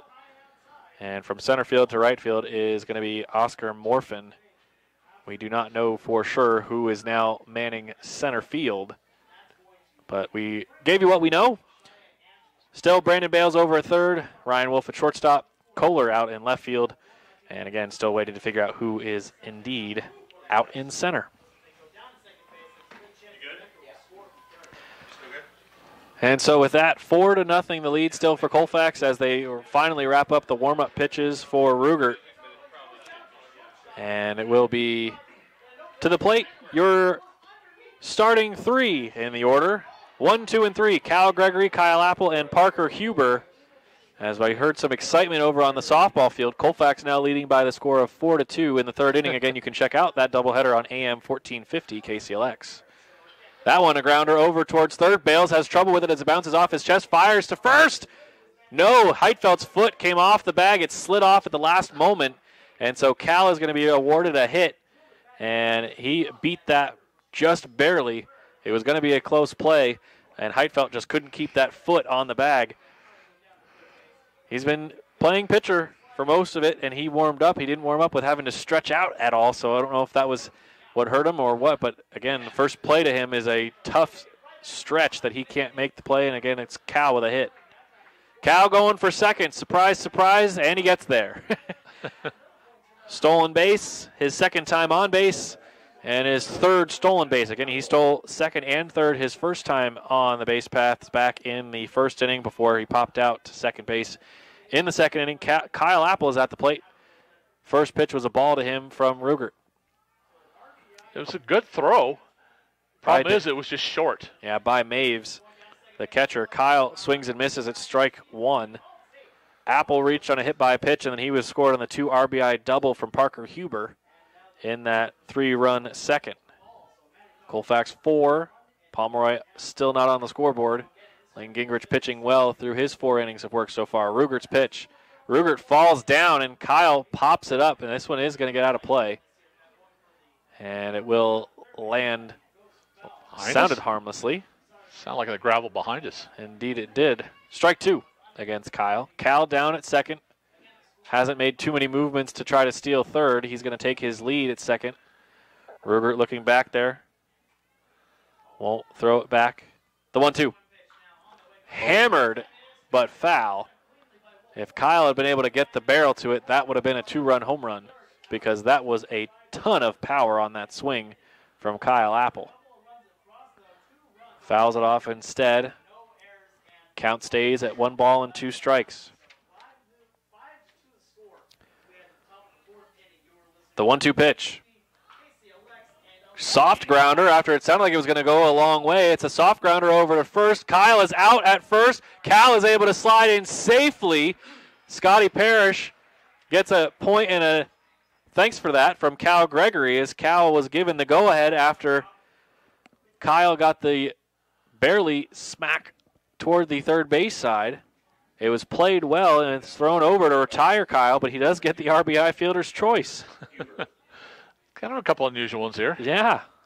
Not typical. No, not at all. We've seen a 1-6-5 double play. We've seen a 1-6-3 double play. We've seen Bodie and Huber combine to throw out Trent Gwynn at home plate on a 9-6-2.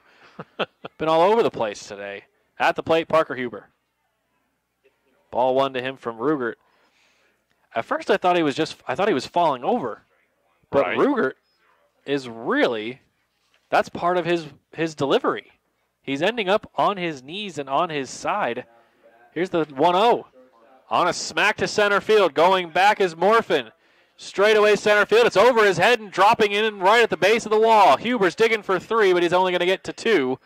He was coming out of the box hot. That's the second straight mammoth double from Parker Huber. Unfortunately, this time he doesn't get any runs batted in because of it, but he has hit 2 that bounce right at the base of the wall on the warning track. I thought the center fielder had a beat on that, and I think Parker did too, because he started to slow her down, going down to second. I wonder if he could have extended that. I don't. That would have been tough, but you're right. It would have been a hard one, because it would have been a long throw.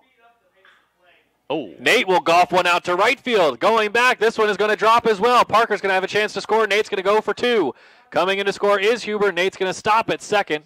And that'll be an RBI double after back-to-back doubles by the Bulldogs. It's 6-0 Colfax.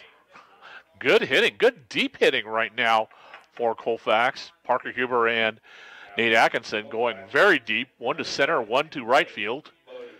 But Morphin just did not have a chance at that one. Those are just a few bounces away from the fence. Well struck by both Bulldogs as now Bodie, the man with the blast yesterday, steps to the plate.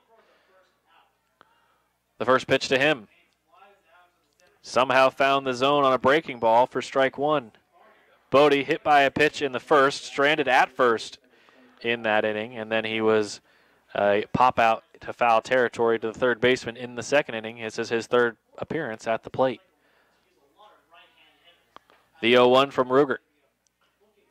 Just got a piece of it, but it fouls off of Bodie's leg and does end up in foul territory anyway, but they wanted to call it immediately because it started in fair territory before trickling foul. But again, it hit off Blake after it hit off his bat. And that immediately gets called as a foul ball. Good work by Kellen Moore, the home plate umpire, to announce that quickly. Down at second is Atkinson. The 0-2 pitch to Bodie. Oh, Bodie disagrees, and well, that pitch felt like a Soten all over again as he is out number 2. Were you reading my brain on that one? I think you were, because that was that's exactly what I thought. I was like, wow. Didn't I just see that a few days ago? Same thing. A week ago, 2 days from now. Mason Miller gets a strike that he doesn't like, and again, it's just, I don't know what it is about this season. Poor Mason's just been stuck with these first pitch strikes that just don't either look like them or barely find the zone. He's behind 0-1. Down at second, still Atkinson. Rugert checks him, but now will fire home. That ball gets away. Nate's going to have a chance to get to third because Maves thought it went to the right side of home plate. Instead, it goes towards the third base and left side. Mason Miller tries to dance away from it to make sure that Maves can't blame him for interference. Right. And it ends up being 1-1 for Mason, now with a runner at third. That's Nate Atkinson, of course. A ball and a strike, 2 outs for Rugert. The pitch. It's going to be ball 2. It's interesting that Billy Rugert has that as part of his delivery. You don't see that very much. You see it every once in a while, but I have not seen a guy where it's actually part of his delivery to kind of falling off the mound. 2-1. Missing inside, 3-1. It's just a unique. Actually, does his mitt hit the ground? Looks like it does. It does. Yeah. I don't know if it hits every time, but it hits very quite consistently. A bit. Yeah, quite a bit. Sometimes. Yeah, he uses it to. Okay, he uses it to brace. Yeah, to avoid going all the way to the ground. Sometimes it hasn't been very clear what he's doing. Mason fouled that one off for strike 2. Oh yeah, Mason. Yeah, we're talking about the he's unique pitching style. He's there. We just haven't seen this. I don't think in the 3 years you and I have called games together, I haven't seen a pitcher that has pitched like that. 3-2, runner at third for Mason Miller. A payoff pitch. Oh, Mason went chasing on the outside corner, and he's mad at himself as he strikes out for the third time today. That is out number 3, and a pair of strikeouts for Rugert in the inning, but Colfax able to push a pair of runs across. They now lead things 6-0. Back on the other side of the break with the top of the 5th here on AM 840 KMX and online at listentothegame.com. I'm here. 60. 60. Thank you. So, 2 runs. 2 hits? 3. No, 3 hits. 3 hits. And 1 left. 1-0-1.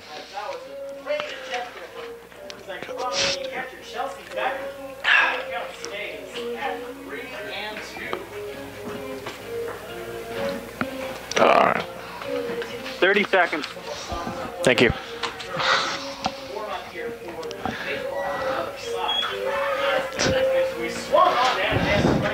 I should be wearing my sunglasses for this song. Wear my sunglasses in daytime? No, that's not the way it goes. In the afternoon. Thank you, Corey. And you are back in 5, 4, 3, 2. Welcome back to McDonald Park. Matthew Zimmer, Randy Stickle here with you. A run in the first, 3 in the second, 2 in the fourth, and the Bulldogs lead things here 6-0, as it will be Lane Gingrich returning to the mound for the top of the fifth. It's going to be Wyatt Kohler, the left fielder, Brandon Bales, the third baseman, and Billy Rugert, your new pitcher for the Pomeroy Pirates. The pitch. Ground ball, foul, strike 1. Well, yeah, Lane's been real efficient. He started off with only 7 pitches in the first, 10 in the second, 15 in the third, and 11 in the fourth inning for a total of 43. I believe we have our change, actually, Randy. We might have our new batter at the plate for who we had our substitutions for before, as I believe he came in off the bench, so we're going to need that roster. 2 strikes on the count. The pitch. Fouled away again. 0-2. Oh, there. No, that's Kohler. Okay, we were right. All right, never mind. We need that, though, because we're going to need that at some point for whoever just came in center field. We'll keep it in the middle of us. Yeah. The 0-2. Got him looking. All right. Lane Gingrich with his second strikeout looking, his third K overall. And so that gets the strikeout. Brandon Bales, your third baseman, coming in now. The pitch. Brandon golfs it foul into the netting and out of play for strike 1. 0-1. And Lane comes set on the mound from the windup, the 0-1. That one will miss for ball 1. Bales only time up back in the second. He popped out to Blake Bodie in right field. Blake made it a little bit more entertaining as he did it over the shoulder catch. The 1-1. This one shot towards center field. Kieran coming on, making the catch, standing up. He looked like he was going to have to dive for it, but that ball held up in the air for out number 2. That was one that he had a real good handle on. He looked pretty confident the whole time on that one. He had a beat on that one the whole way. And this will still be Billy Rugert. Was checking to see if we had any change in our next batter. We do not, so we'll have to continue looking once we get to the next inning. The first pitch to Rugert. Ground ball headed towards third. Up with the ball, Kyle. Apple fires to Atkinson in time for out number 3 in a quick 1-2-3 inning. The second straight for Lane Gingrich as we retire the side there. Out number 3 done in the top of the 5th. We'll be back for the bottom half of the 5th inning. 6 pitches? 7 pitches for Lane Gingrich. We'll be back, and Kieran Anderson leads things off when we come back. Colfax leading 6-0 here on AM 840 KMAX and listentothegame.com. I'm here. 60. 60. Thank you. Sitting at 50. If you want to believe anything I say. And I would be really questioning anything I have. Looks like I can't.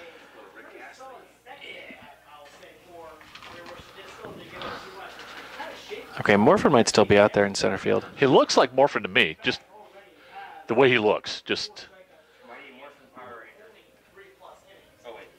Oscar Morphin. I don't know. Well played. Well played. 30 seconds. Oh, I see what happened.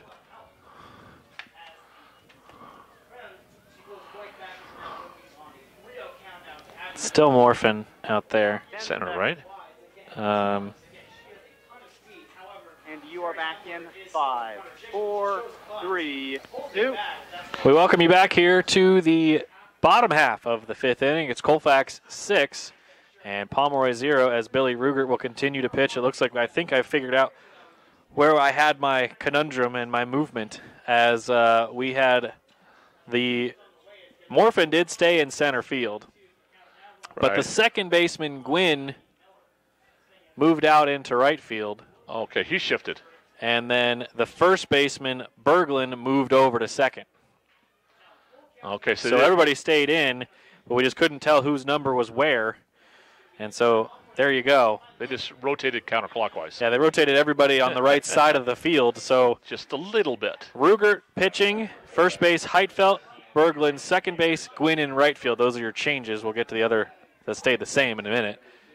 Kieran Anderson is up at the play. They say Kieran checked his swing. Ball 1. Okay. So out on the rest of the outfield or out in the field of play, I should say, for the Pirates. Still behind home plate, Danner Maves. At shortstop, Ryan Wolf. Third base is still Brandon Bales. In the outfield, left fielder is still going to be Wyatt Kohler. And then in center field, Oscar Morphin. So there we go. Sorry about all the confusion in the last inning, but now we've got it all squared away. 2-0 to Kieran. Popped up right in the middle of the middle infielders and dropped. Kieran is safe. E4. So Kieran has now reached on a pair of singles and an error. Kellen Becker. Now I'll be honest, and I thought it hit his glove. Did you see it for sure? Tony Lewis giving us the thumbs up. Yes, it did. So I thought it did too. I was just making sure. As I thought about it more, I was like, okay, did he actually touch it? And Kieran with a dive back. He's safe after Rugert tried to pick him off at first. But it must have got just immediately straight down rather than kind of being deflected off, because actually he kind of looked for it behind him, and it was right at his feet. Becker with a drive down the left field side. That goes foul right in front of and off of the tarp. Strike 1. He loves those long left. Yeah, long and left. Amen to that. That is true. We've seen that a lot from Kellen this year. We mostly saw it, however, in the first couple of games. Then we saw it as a home run against Reardon. No balls and a strike. The pitch. So again, Colfax is scoring today. 1 in the first, 3 in the second, and 2 in the fourth. So again, it's 6-0 Bulldogs. A 1-1 count to Kellen Becker. Here comes the pitch. That's a called strike 2. And so Kellen, who's reached on a fielder's choice and an error, scored in that opportunity back in the second. Then he was thrown out on what was a check swing ground ball. Pitcher to first base back in the third. Kellen sends another fly ball foul. I don't know how. He couldn't do that if he tried, but Kellen just hit the top of the fence over there, and it ricocheted almost into the JV baseball field. I thought it was going to hit that second fence on the top, but it did not. But how do you ricochet off the top of a fence? He's got more accuracy than I thought. Now if you could just straighten that out. 1 and 2. What? Another one that he sends for a ride.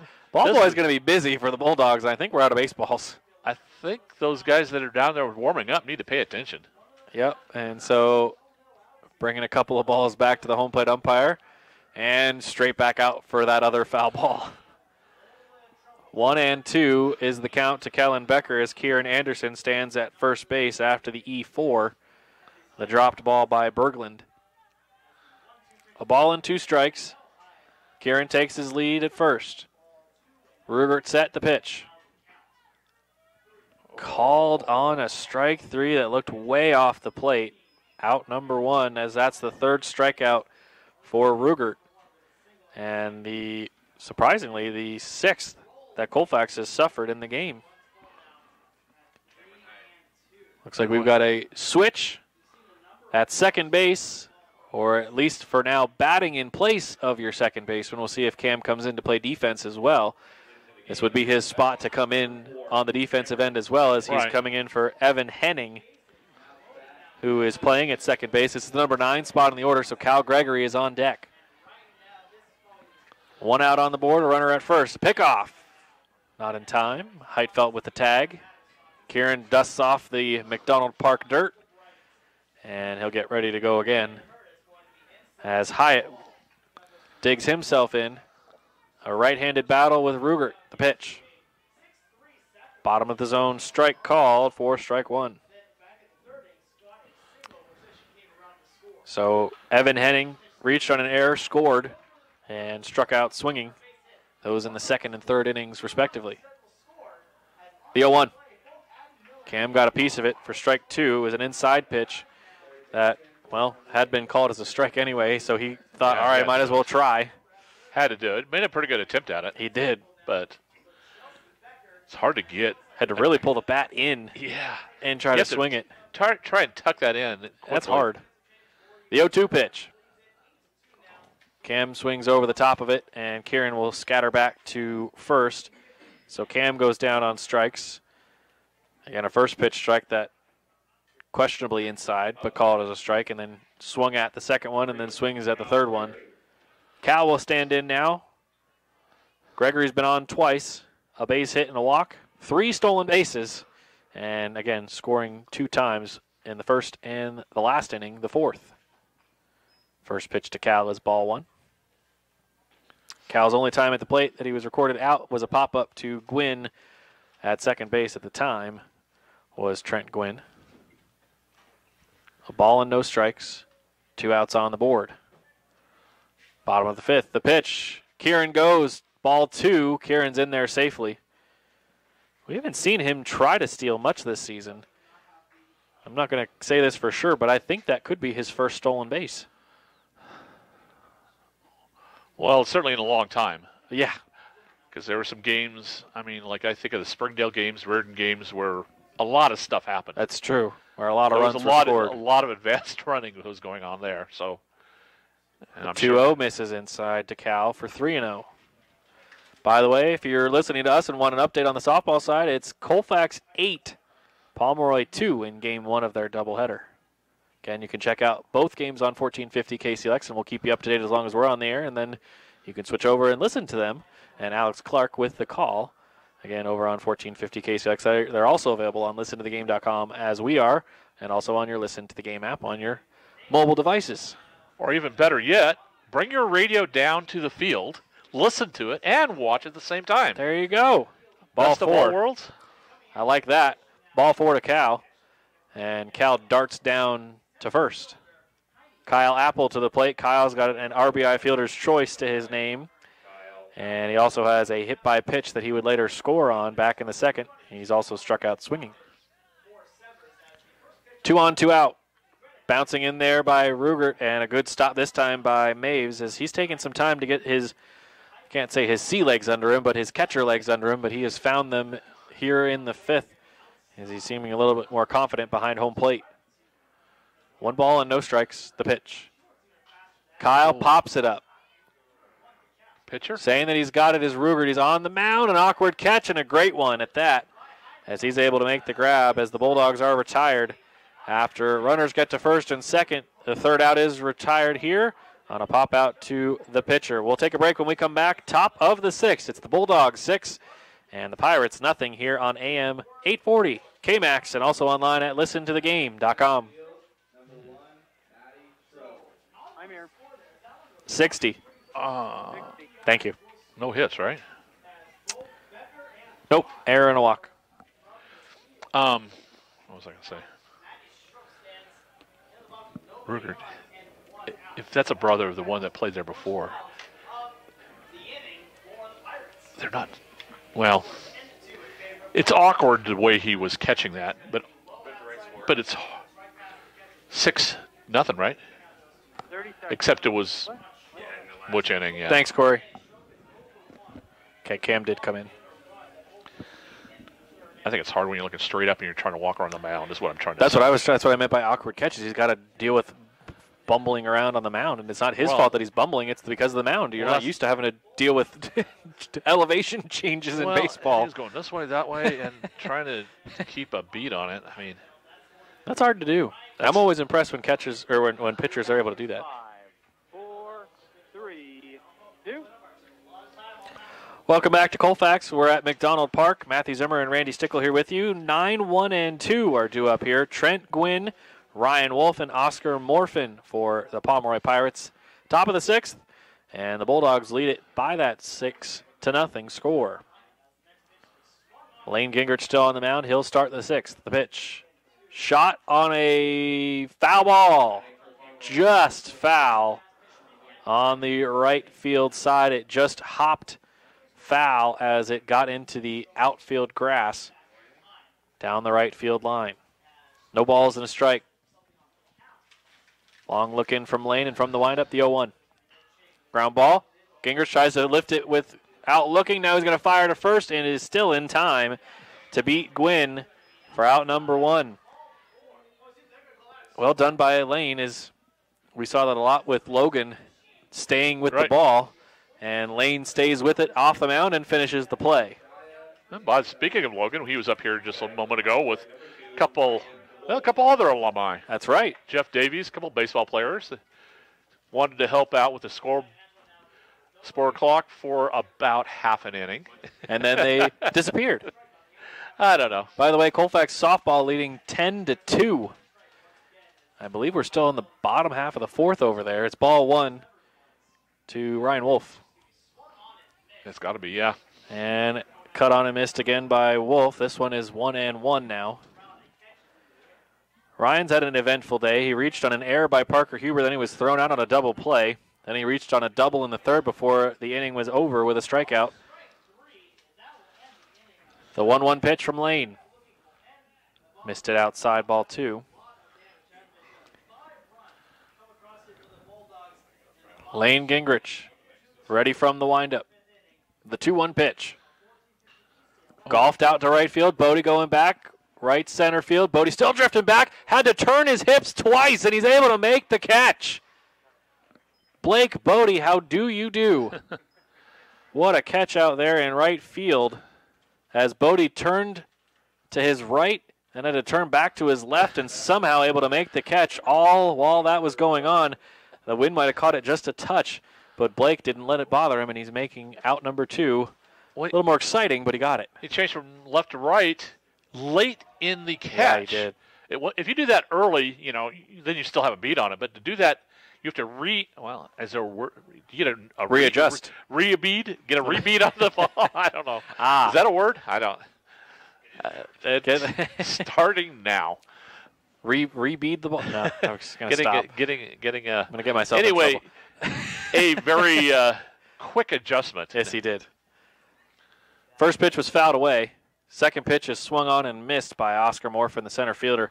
He grounded out to a double play back in the 1st, and then he struck out in the 3rd. His only 2 times up so far today. He's behind 0-2 to Lane with 2 outs. Gingrich trying to close the door on the 6th. The pitch. Swing and a miss. He got him. Second strikeout of Morfin, and the 4th K of the day for Lane Gingrich. His 3rd straight 1-2-3 inning. We'll be back for the bottom half of the 6th inning with the Bulldogs leading things off with Parker Huber when we come back here on AM 840 KMAX and online at listentothegame.com. I'm here. 60. 60. Thank you. Not bad pitching. Yeah, you could say that again. He went 1-2-3 in the 4th, 5th, and 6th. I believe he's only had 4. He's only faced a maximum of 4 batters an inning. Well, I'm a little bit sloppy here, so 10 pitches, I think. 1, 2. It could be 9. I keep calling him Maves. I don't know if that's right or not, but he's pitching now. That's why he asked. So if there were any more movement, we needed to try to track. I think he's the only one. And then whoever is going to be coming in to catch, which is one of the coaches right now. Really? Because that doesn't seem fair. 10 seconds. Just to warm up. Thanks, Corey. 5, 4, 3, 2. We welcome you back here to Colfax McDonald Park, your home for this matchup between the Colfax Bulldogs and the Pomeroy Pirates. It will be another pitching change, as going from behind the plate to on the mound will be Danner Maves. Danner will pitch, and coming in to catch Morphin. will be Morphin. So the center fielder comes in behind home plate. So Kohler's out in center, I believe. That sounds about right. So then we just have to figure out who went to left field. That's the hard one. Nobody's throwing to him. He's not turning. Can't see his number. It is quite far away. And he just, some people I can just recognize by looking at him, but I got nothing. Oh, turn a little bit more. Oh, it's Rugert. Okay. Thanks, buddy. Thanks for pretending to swing out in the outfield. Was he trying to take a golf swing? Is that what he was trying to do? Certainly looked like that. He was looking at the golf course and took a whack at it. I got to get myself out there one day. I've not played the Colfax golf course, and I pass it all the time coming to McDonald Park, and I've always wanted to go out and swing the clubs, but this spring has not been the spring for that. I mean, yeah. Well, then we'll get it going, and we'll see what we can do out on the links. Cal Gregory was able to reach back in the last inning before the inning ended on a pop-out by Kyle Apple, which means we are up to Parker Huber. It will go Huber, Atkinson, and Bodie. Your three due up for the Bulldogs, and then we'll see if Lane can close things out in the top of the seventh or if they go with somebody else to pitch. But Lane Gingrich, again, a masterful pitching performance in these last 3 innings at minimum, and even if you include the first 3 innings, he's only had to face a maximum of 4 batters per inning. Well, I got him at 60 pitches at the end of 6. Talk about efficiency. I mean, that average is 10. Yeah. That's not normal for that's not normal for a lot of guys, but well done by Lane. To do it with that much consistency, he had the most pitches he had was in the 3rd, and that was 15. Wow. Parker Huber at the plate. Here's the first pitch from Danner Maves, inside and low for ball number 1. Colfax still leads by the same score they've had since the 5th inning. I say that like it was a long time ago. It was the last inning. They've had the same score since the 4th inning is what I should have said, is that's when they scored those 2 runs. Parker, a lifted shot, and it ends up as a soft line ball right into the glove of Ryan Wolf for out number 1. First time Parker has not reached base today, Randy. He reached on an error, a 2-run double, and a double in the 4th that he would later be brought in by Nate Atkinson. So, yeah, he's a pair of doubles, so he's had his share of good hits. Day, yeah. And those 2 doubles were very deep that, yeah. I mean, could have even been more than 2 bases. Indeed, they could have, and if the outfielders hadn't gotten them in quickly. Exactly. Ball 1 to Nate Atkinson. The pitch from Maves. This one golfed foul towards the third base side, giving chase, but not going to have a chance to get it is Bales, the third baseman. That'll be strike 1. Nate has reached all 3 times today, a fielder's choice. Then he reached over to second after the E6 on that fielder's choice. They tried to double him up. They could not. Then it was Atkinson getting a walk in the 2nd and a double in the 4th. He picked up the RBI that scored Parker Huber. That pitch missed as well, ball 2. So effectively, Nate has officially gone 1 for 2 on the day. The 2-1 pitch. Popped it up. This one is playable. Moving around is Kohler, who's covering all the ground in center field, and he's able to make the catch. He had trouble with it at first. He started the move towards his right, and then he immediately darted back to, he started to head towards his left, our right, and then he came back towards left center field and made the running grab for out number 2. Blake Bodie to the plate, hit by a pitch in the 1st inning, stranded at first in the inning, and then a ground out to 3rd and a strikeout. First pitch to Blake, swung on and headed for softball.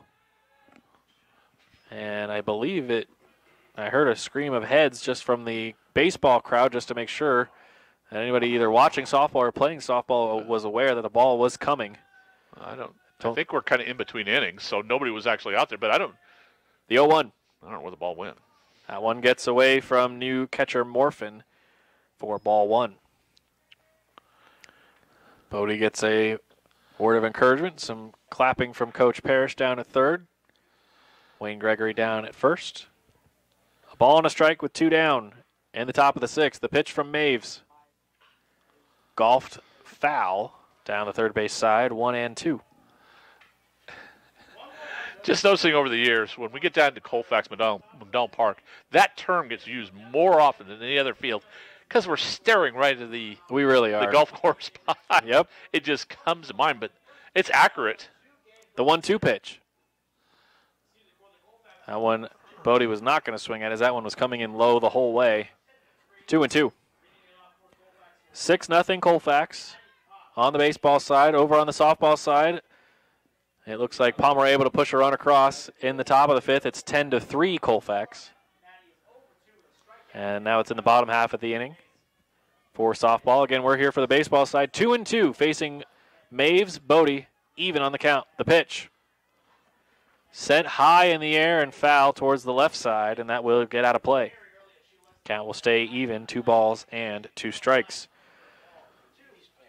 Saw in the paper yesterday, we had we saw that it was Blake Bodie's first home run of his varsity career yesterday, and again the 5th home run of the season for the Bulldogs. So Bodie goes, swings and misses, doesn't make contact. He's going to race and get to first on a strikeout that gets misplayed by Morphin as it got between his legs and raced back to the backstop.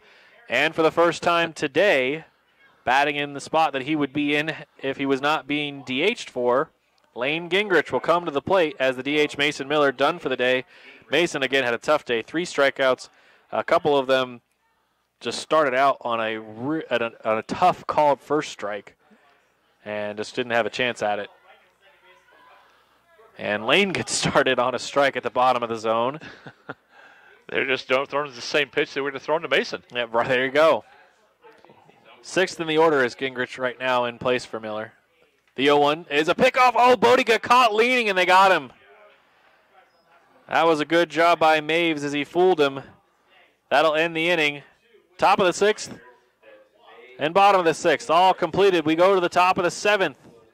3rd in the order, Hogan Heitfeld will be your batter when we come back. Colfax baseball leads things 6-0 here on AM 840 KMAX and online at listentothegame.com. I'm here. 60. Thank you. How are we doing, by the way? We hit our spots a while ago. Okay, that's what I thought.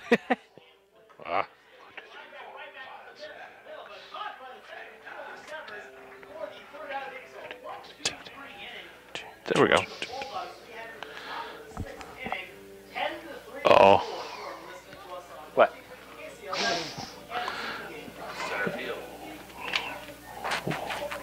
Was it the 4th inning Ruger took over? And he did 2 innings, correct? Thanks, Corey. Yeah. Okay. Ugh. Okay. And look who's out in left field.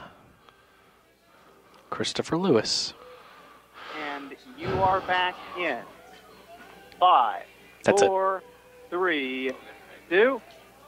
We welcome you back here to McDonald Park. Matthew Zimmer, Randy Stickle here with you. A change has not happened much for Colfax today. We've had Cameron Hyatt take over at second base for Evan Henning. Correct. And now we have Chris Lewis taking over out in left field for Kellen Becker.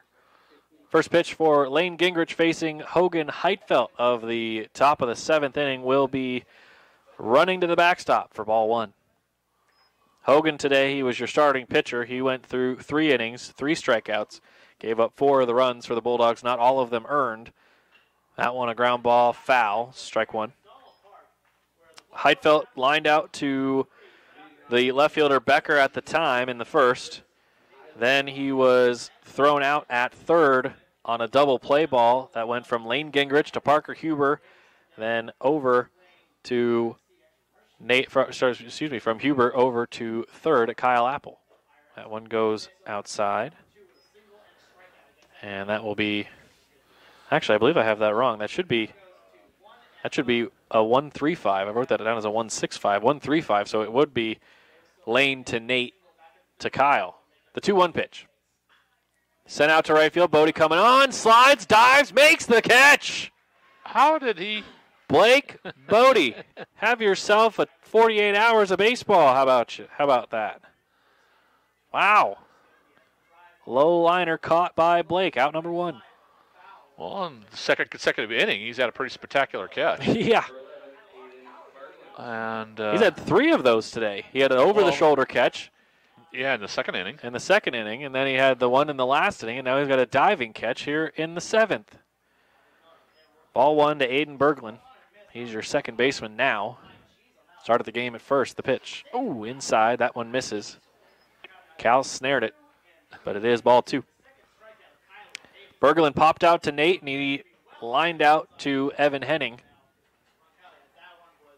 Those in the second and fourth inning. The pitch right down Broadway for strike 1. Huber playing straight up, right on the edge of the outfield grass at shortstop. Hyatt playing close towards first at second base. Cam, long range over, throwing back to first. It's going to be just not in time on the one hop. Cam got his feet set. That was the important part. He did what he could, but the leg out by Aiden Berglund gets him safe at first. We'll give him the base hit. Sure, you got to give him a base hit there. Ball kind of bounced awkwardly just right off of the, well, just at the edge of the pitcher's mound, making it hard for both Lane and Cam to make the try to go field it. Yeah. Lane from the stretch. First pitch to the new pitcher, Maves, is outside for ball 1. Maves spent most of his time at the catcher spot, did come in to pitch the 1 inning in the 6th. He grounded out to the second baseman, and he grounded out to Lane his last time up. So it is now 2 balls and no strikes. 1 out. The 2-0 pitch. It's a good pitch there from Lane in the inside corner, 2-1. So Berglund on it first off to the base hit. Maves trying to keep it going for the Pirates. Lane looking for a ground ball up the middle. The 2-1. On a shot towards right field. Bodie coming on. Going to have to play it on a hop. Blake going to just get it back in. He tried to go to second quickly, but then into second is Berglund as he had to wait to make sure if Bodie was going to catch it or let it play off the hop. He was caught between second and first, but he was able to get to second with no problem. Back-to-back singles for the Pirates. The way that ball was falling, Blake had really no shot at it. And he knew it. But the base runners had a harder time judging that, and I sort of get all that. Especially because as the base runner, where Berglund was, as Kohler steps in and takes strike 1, I think the hardest part about that for Berglund is he's not only trying to watch the ball, he's trying to go up and over his head and go, where is that?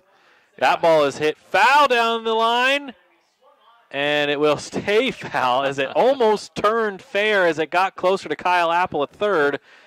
A bunt put down, but nearly a fair ball, but Wyatt Kohler just couldn't blow that one fair. As Colfax was kind of waiting for it to, but the problem is that it took so long that I think everybody would have been safe just because it took so long. No balls and 2 strikes.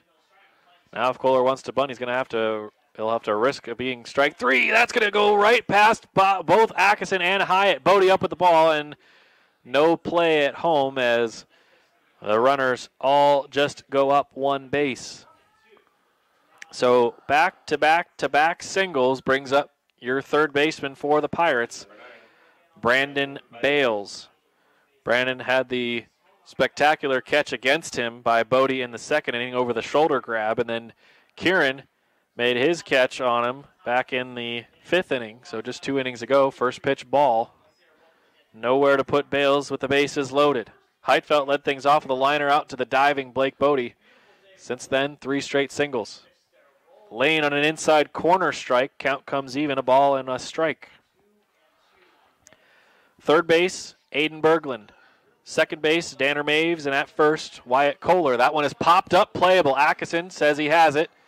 Nate does in his glove for out number 2. So well played there, and a good job by Gingrich to get his second out, and good help there by Nate catching that one in foul territory. That's some good defensive plays. Gloves have been pretty solid today.